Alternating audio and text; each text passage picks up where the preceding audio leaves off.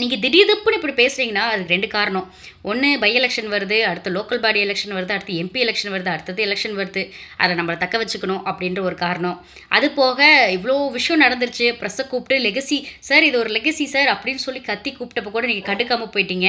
அப்படி இருக்கப்போ நம்ம பேசாமல் இருந்தால் எங்கே நம்மளை ரொம்ப நம்ம வீக்கு அப்படின்னு நினச்சிருவாங்களோன்ற பயத்தில் வந்து இப்போ பேசிகிட்டு இருக்கீங்க. அது ஒரு விஷயம். நீங்கள் நினச்சிட்டு இருக்கீங்க அடுத்த பை எலெக்ஷன்லாம் வந்துட்டு அடுத்த லோக்கல் பாடி எலெக்ஷன்லாம் வந்துட்டு மக்கள் நமக்கு அப்படி வந்து இப்போ ஓட்டு போட்டதை விட தாண்டி இன்னும் அதிகமாக ஓட்டு போட்டுருவாங்க அப்படின்ட்டு. பின்னாடி ஒருத்தர் புது கட்சி ஆரம்பிக்கிறதா ஒரு தகவல் வந்துட்டு இருக்கு. அவரும் தமிழ்நாட்டில் இம்பாக்ட் கிரியேட் பண்ணுவார். ஏன்னா அவரும் புதுசாக வர கட்சி தான். புதுசாக வரதுக்கு மாற்றத்தை எதிர்பார்த்து நம்ம மக்கள் தான் அதிக பேர் ஓட்டு போட போகிறாங்க இல்லையா? கவர்ச்சியை கண்டு மக்கள் எல்லாம் ஓட் போட்டாங்க அப்படின்னு சொல்லியிருக்கீங்க.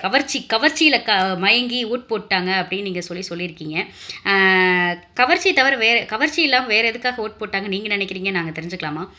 எப்படியும் உங்ககிட்ட கேட்டு அது நாங்கள் கேட்குறது உங்களுக்கு தெளிவாக போகுது. எப்படி நீங்கள் அதுக்கு பதில் சொல்ல போக மாட்டீங்க. எப்படியும் சொல்கிறதா இருந்தாலும் சில நாட்களுக்கு அப்புறம் எங்கேயாவது நன்றி கொடுக்க போகிறேன், அதை பண்ண போகிறேன், பை எலெக்ஷனுக்காக பேச போகிறோம் அப்படின்ட்டு நீங்கள் ஸ்கிரிப்ட் எழுதிட்டு வந்துட்டு பார்த்து பேசிட்டு போவீங்க. அது அப்படி இருக்கட்டும். ஏதோ நாங்கள் மக்கள் 4 பேத்துக்கு நாங்கள் பேசுகிறது 4 பேத்துக்கு போய் சேரணும் இல்லையா? அதுக்காகவா நாங்கள் பேசணும் இல்லையா? கவர்ச்சி ஒரு கட்சிக்காக ஓட்டு போடுறாங்கன்னா அந்த கட்சியின் கொள்கைகளால் ஈர்க்கப்பட்டு கவரப்பட்டு ஓட்டு போடுறாங்க ஒரு சில பேர். கட்சி தலைவர்களுக்காக போடுறாங்கன்னா இவ்வளோ வருஷமாக அந்த கட்சிக்கு இருந்து கட்சி மூலிமா போராட்டத்தை தன்னை ஈடுபடுத்தி அந்த ஈடுபாட்டினால சிலரை கவர்ந்து அந்த கவர்ச்சி மூலிமா ஓட் போடுறாங்க சில பேர்.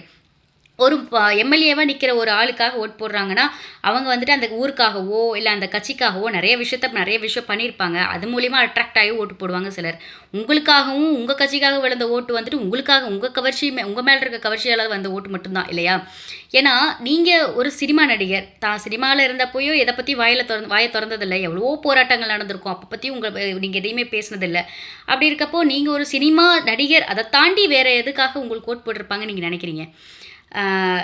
நல்லா டான்ஸ் ஆடுவார், நல்லா டைலாக் பேசுவார், மாசா டைலாக்லாம் பேசுவார், சண்டை போடுவார். இந்த கவர்ச்சி அழகாக இருக்கார், ஹேண்ட்ஸம் அப்படி இப்படின்னு சொல்லி இதை தாண்டி வேறு எதுக்காகவும் மக்கள் உங்களுக்காக ஓட்டு போடவே கிடையாது. ஒரு சில இப்போ அன்னைக்கு திருச்சியில் கூட சொல்லியிருக்காங்க, எனக்கு நேரில் பார்க்குறப்ப பார்த்துட்டே இருக்கலாம் போல் இருக்குது, வீடியோ கூட எடுக்க முடியல, அந்தளவுக்கு நாங்கள் ஒரு அழகை பார்த்துட்டே இருக்கோம் அப்படின்னு தான் சொல்கிறாங்க. புருஷனை கூட முக்கியம் இல்லை, எனக்கு விஜய் தான் முக்கியம் அப்படின்ற அளவுக்கு இருக்காங்க. அப்போ அதுக்கு பேர் கவர்ச்சியெல்லாம் வேறு என்ன சார்? நல்லா வாயில் வருது அப்படிலாம் பேசியிருக்கீங்க. என்ன சார் வாயில் வரும்? கொஞ்சம் சொல்லிடுங்க அதையும். ஏன்னா பல பேர் பல விதத்தில் யோசிச்சுட்டு இருக்காங்க, என்னவா இருக்கும் அப்படின்ட்டு. நீங்கள் எப்படி சொல்ல மாட்டீங்க? அடுத்த டைம் ரெடி பண்ணிட்டு வந்துட்டு பேசுங்க, அப்போயாவது கிளாரிஃபை பண்ணுவீங்கன்னு நினைக்கிறேன்.